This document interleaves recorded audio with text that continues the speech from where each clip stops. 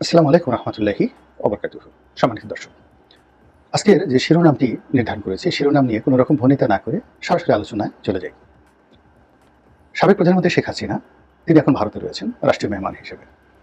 সেখানে বসে যা কিছু করছেন, যা কিছু বলছেন, প্রায় সব কিছুতেই বাংলাদেশ তোলপাড় হয়ে যাচ্ছে। তিনি টেলিফোনে কারোর সঙ্গে কথা বলছেন, সেটা আবার তার যারা লোকজন আছে তারা ভাইরাল করে দিচ্ছে।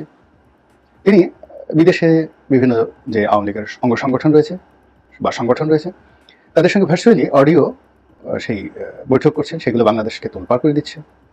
তিনি বাংলাদেশকে ঢুকতে চাচ্ছেন, তারপরে তিনি প্রতিশোধ নিতে চাচ্ছেন, তারপর তিনি নসিহত করছেন, সাজেশন দিচ্ছেন।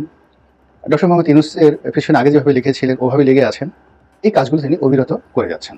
এবং সর্বশেষ তিনি ছাত্রদের উদ্দেশ্যে যে ভাষণ দিচ্ছিলেন ওটাকে প্রতিহত করার জন্য যখন থ্রেট দেওয়া হলো যে ৩২ নম্বর বুলডোজার দিয়ে ভেঙে ফেলা হবে, তো বোঝার চেষ্টা করুন যে একদিকে বুলডোজার দিয়ে ভাঙছে এবং নিঃসন্দেহে ওই যে বুলডোজার দিয়ে যে ভাঙছে সেই ছবি তিনি দেখছিলেন এবং শব্দ তিনি শুনছিলেন। এর কারণ হলো যারা যারা এই কাজ করছিলেন তার মধ্যে তার যে এজেন্ট ছিল না কথা বলা যায় না, কিন্তু একদিকে তার যে অস্তিত্ব, তার পৈতৃক বাড়ি, তার গর্বের ধন, তার তার যাকে বলা হয় আইডেন্টিটি, তার পলিটিক্যাল যাকে বলা হয় মূলধন, রাজনৈতিক মূলধন, তো এটা যখন তছনছ হচ্ছিল তখনও তার কণ্ঠ ছিল দৃঢ়। তিনি ছিলেন অবিচল, তিনি ছিলেন প্রতিহিংসা পরায়ণ এবং তিনি ছিলেন যাকে বলা হয় আগামী দিনে আরও বড় কিছু করার স্বপ্নে বিভোর, এবং সেইভাবে তিনি প্রায় ৪৫ মিনিট বক্তব্য দিয়ে গেছেন। তো এখন এটা দ্বারা আসলে কি বোঝায়? এটা দ্বারা ভবিষ্যতের যে আওয়ামী লীগের পরিণতি এটি কি ইন্ডিকেট করে? অনেকে নীতি কথা আমরা বলছি যে শেখ হাসিনা নিজে পালিয়ে গেছেন, তার আত্মীয় স্বজনদেরকে তিনি নিরাপদে নিয়ে গেছেন, আর টাকা পয়সা তো অনেক আগেই তিনি নিয়ে গেছেন।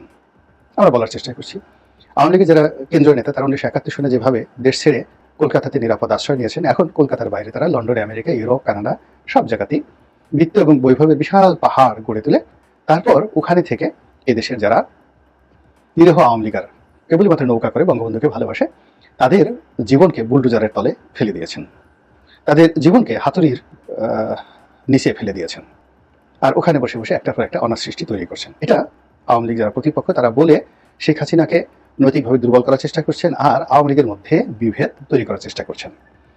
কিন্তু আপনি যদি খোঁজ নিয়ে জানেন তাহলে দেখতে পাবেন যারা বিদেশে আছেন আজ পর্যন্ত গত ৭ মাসে একটা সিঙ্গেল লোক শেখ হাসিনাকে গালি দেয়নি। যেভাবে হাওয়া ভবনকে নিয়ে বহু প্রচার প্রপাগান্ডা করার পরেও বিএনপির কোনো নেতা তারেক রহমান সাহেবকে গালি দেননি। একইভাবে আওয়ামী লীগের কোনো লোক এত কিছু করার পরে অনুশোচনা তো দূরের কথা, এই যে বাড়িঘর ভেঙে যাচ্ছে, সমস্ত কিছু হয়ে যাচ্ছে, কিন্তু শেখ হাসিনাকে গালি দিয়েছে, শেখ হেলালকে গালি দিয়েছে, শেখ সেলিমকে গালি দিয়েছে, এরকম কোনো অডিও ফুটেজ বা ভিডিও ফুটেজ দেখাতে পারবেন না। এর অর্থ এটাকে তারা মেনে নিয়েছেন। যেমন যে বাড়িগুলো ভাঙা হয়েছে সেই বাড়িগুলো প্রায় সবই গত ১৫ বছরে তৈরি হয়েছে। তো তারা মনে করছে যে এগুলো তো আসলে আওয়ামী লীগের কারণেই আমাদের এই বাড়িগুলো হয়েছে। সেটা নাটোরের এক সংসদ সদস্যের বাড়ি, শিমুলের বাড়ি, অথবা শাহরিয়ার আলমের বাড়ি, অথবা তোফায়েল সাহেবের বাড়ি, হোয়াট এভার মেবি। ১৫ বছর বা ২০ বছরের পুরনো বাড়ি খুব অল্প আছে, বেশিরভাগই আধুনিক বাড়ি, এগুলো তৈরি হয়েছে ২০০৯ সনের পরে। কাজেই তারা মনে করছে যে ঠিক আছে, আমি ১০০ কোটি টাকা রোজগার করেছি, ৫ কোটি টাকা দিয়ে একটা বাড়ি করেছি, বাকি খরচ করেছি ৫০ কোটি টাকা, আমার কাছে তো এখনও ৫০ কোটি টাকা আছে, কাজেই ভাঙুক না বাড়ি, বিনিময়ে আবার নেত্রী আসুক, নেত্রী এসে আবার আমাদেরকে ক্ষমতা নিয়ে যাক। এর কারণ হলো সেই 111 থেকে শুরু করে এই পর্যন্ত দলকে এই পর্যায়ে নিয়ে আসার জন্য মূলত ভালো বলেন মন্দ বলেন একক কর্তৃত্ব বা কৃতিত্ব শেখ হাসিনার। ভারতের সঙ্গে বন্ধন করা, সেনাবাহিনীর সঙ্গে একাগারের সময় সমঝোতা করা, তারপরে খুব দ্রুত সিদ্ধান্ত নিয়ে ইলেকশনে আসা ২০০৮ সনে, এই জিনিসগুলো শেখ হাসিনা এককভাবে করেছেন। এবং তিনি আজকের যে বিপদের মধ্যে আছেন এখানে তিনি অনেকটা নিরাপদ, কিন্তু তিনি যখন 111-এর সময় জেলখানাতে ছিলেন তখন আমাদের সংসদীয় কমিটির বৈঠকে তিনি বলেছেন যে হতাশাটা কেমনভাবে গ্রাস করেছিল, তার কাছে মনে হতো আজকেই তার জীবনের শেষ দিন। তো জেলখানাতে বসে শেখ হাসিনার সেই যে আকুতি, সেই আকুতির যে অভিজ্ঞতা, সেই অভিজ্ঞতার কারণে তিনি সবার আগে দুটো জিনিস করেছেন। সেটা হলো দলের নিজের পরিবারের অর্থনৈতিক ভিত্তিটা তিনি মজবুত করেছেন। আমরা ২০০৫ সনে ফরিদপুরের, আমি তখন সদরপুর চরবহাদুর হোসেন এলাকার মনোনয়ন প্রত্যাশী, আমরা যে কোনো ব্যাপারে একটা অভিযোগ জানানোর জন্য ওনার সাথে দেখা করেছিলাম ধানমন্ডির অফিসে। প্রায় ১০০ জনের মতো মানে যাকে বলা এলাকার ফরিদপুরের নেতারা ছিলেন সদরপুর চরবহাদুর হোসেনের। তো তিনি আমাদের সবাইকে বললেন যে আগামীতে আমি যদি ক্ষমতায় আসি সেই 96 2001 যে ভুল করেছি সেই ভুল করবো না, ব্যবসা বাণিজ্য ওপেন করে দেবো। তোমরা রাজনৈতিক ক্ষমতা যে যাই পাও না কেন, কিন্তু অবাধে ব্যবসা করে তোমরা সবাই কোটিপতি হতে পারবে, সেই ব্যবস্থা আমি করবো। সেই ভুল আমি আর করবো না, যেন দলের বিপদের সময় তোমাদের হাতে টাকা থাকে। আমি বিএনপির কাছ থেকে এই জিনিসটা শিখেছি। এই সময়টাতে তিনি আমাদেরকে সেই কথা বলেছেন। এবং আবার যখন 2009 সনে পার্লামেন্টারি কমিটির বৈঠকে, প্রথম বৈঠকে তিনি বলেছিলেন যে আমি যে বেঁচে আছি এটা আমার স্বপ্নের বাইরে, আমি স্বপ্নেও দেখিনি, আমার কাছে প্রতি মুহূর্তে মনে হতো আমি মরে যাচ্ছি, আমি ধ্বংস হয়ে যাচ্ছি। তো আমি যেহেতু বেঁচে আছি, আমার কাছে মনে হচ্ছে যে আল্লাহ আমাকে বিশেষ কতগুলো কাজ করার জন্য বাঁচিয়ে রেখেছেন। তো কাজেই যে যাই বলুক, যে যত সমালোচনা করুক, আমি আমার কাজ থামাবো না। আমি যে সিদ্ধান্তগুলো নিয়েছি সেগুলো অক্ষরে অক্ষরে বাস্তবায়ন করব। এই কথাগুলো 2009 সনের জানুয়ারি মাসের যে প্রথম সংসদীয় কমিটির বৈঠক হলো, পার্লামেন্টারি কমিটির বৈঠক, তিনি এই ক্লোজ ডোর বৈঠকে, যেখানে কেউ থাকে না, সরকারের কোনো কর্মকর্তা থাকে না, শুধুমাত্র এমপিরা থাকেন, এমনকি পার্লামেন্টের কোনো ওই গেটম্যানও থাকে না, শুধুমাত্র এমপিরা থাকেন। তো সেই বৈঠকে তার সেই দৃঢ়তা ছিল। এখন দেখুন 2025 সনে এসে তিনি একই কথা বলছেন যে আমার তো মরে যাওয়ার কথা, যদি গণভবনে আন্দোলনকারীরা ঢুকতো তাহলে আমাকে মেরে ফেলতো। তা আমাকে আল্লাহ বাঁচিয়েছেন, কেউ না। তিনি কাউকে ধন্যবাদ দিচ্ছেন না, বা কোনো সরকারি কর্মকর্তা বা বাহিনী তাকে রক্ষা করেছে, বা কোনো ভারত তাকে রক্ষা করেছে, কিচ্ছু না। তিনি সোজাসুজি বলছেন যে আমি প্রাণে রক্ষা পেয়েছি, আল্লাহ আমাকে বাঁচিয়েছেন, কাজেই আল্লাহ আমাকে যে হায়াতটা দিয়েছেন নির্দিষ্ট কিছু কর্ম করার জন্য, এবং সেই কাজগুলো আমি করব।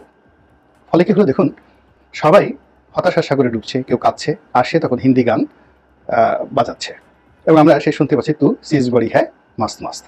তো তিনি সেই হিন্দি গান শুনছেন, রং তামাশা করছেন, হাসি ঠাট্টা করছেন, নেতাকর্মীদেরকে উদ্বুদ্ধ করছেন।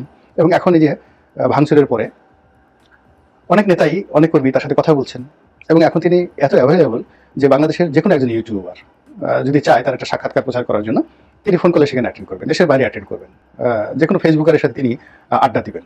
এইভাবে তিনি নিজেকে উন্মুক্ত করে দিয়েছেন। ফলে নেতাকর্মী যারা দেশের ভিতরে বাইরে রয়েছে, প্রতি মুহূর্তে তাকে টেলিফোন করার সঙ্গে সঙ্গে পেয়ে যাচ্ছে, এবং সে আগের থেকে ঘুমাতো না। বাংলাদেশে যখন ছিল ওবায়দুল কাদেরের সেই কথা মনে আছে যে তার নেত্রী ঘুমায় না।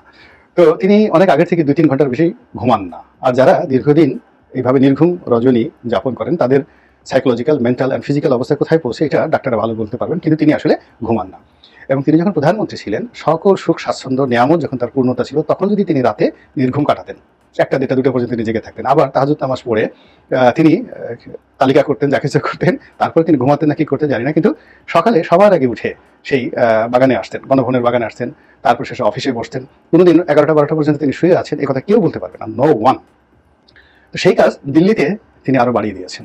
এখন বোধহয় আগে যদি 3 ঘন্টা ঘুমাতেন, এখন 2 ঘন্টা ঘুমান কিনা সন্দেহ, 3-4 দিন পরে হয়তো ঘুমান, বাকি সময়টা তিনি একেবারে দেশ বিদেশে সবসময় সবার জন্য উন্মুক্ত থাকেন। তো এই যে তার যে একটা বেপরোয়া মনোভাব, এই বেপরোয়া মনোভাবের যে পরিণতি, সেই পরিণতি আমরা যারা আছি বাংলাদেশে, কেউ শেখ হাসিনার পক্ষে কেউ বিপক্ষে, সেটা বুঝতে হবে যে তিনি খুব সহজে ছেড়ে দেবেন না।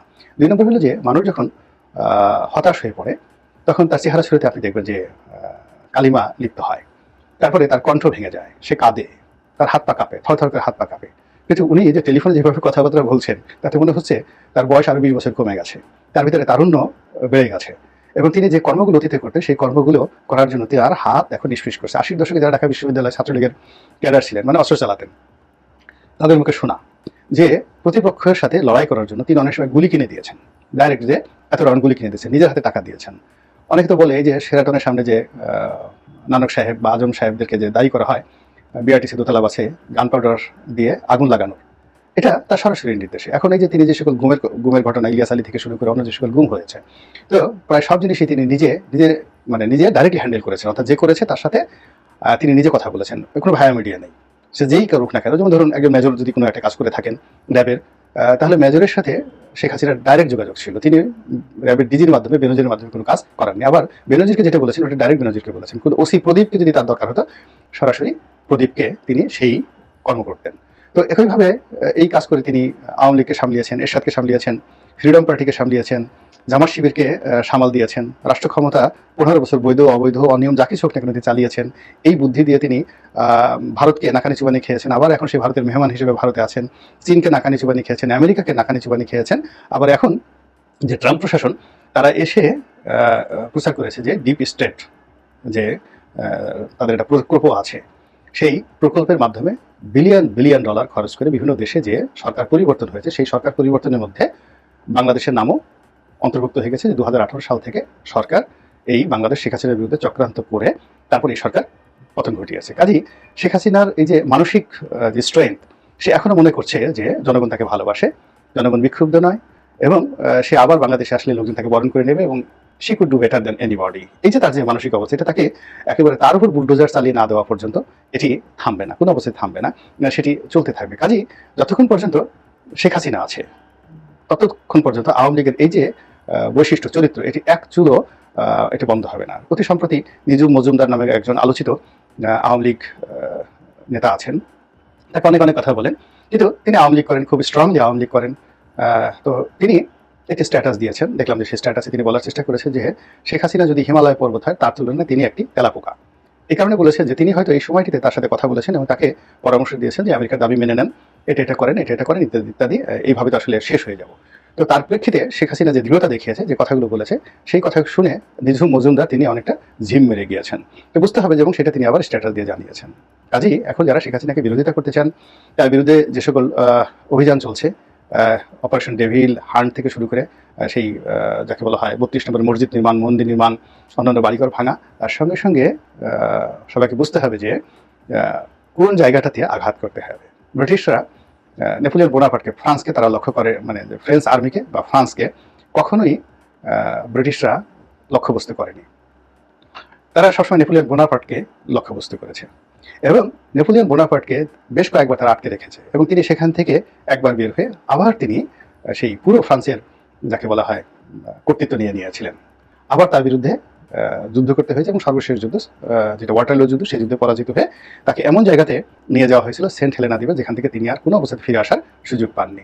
তো কাজেই শেখ হাসিনা যেখানে আছে, আপনি যদি নেপোলিয়নের জীবন থেকে নেন এবং ব্রিটিশদের আচরণ দেখেন,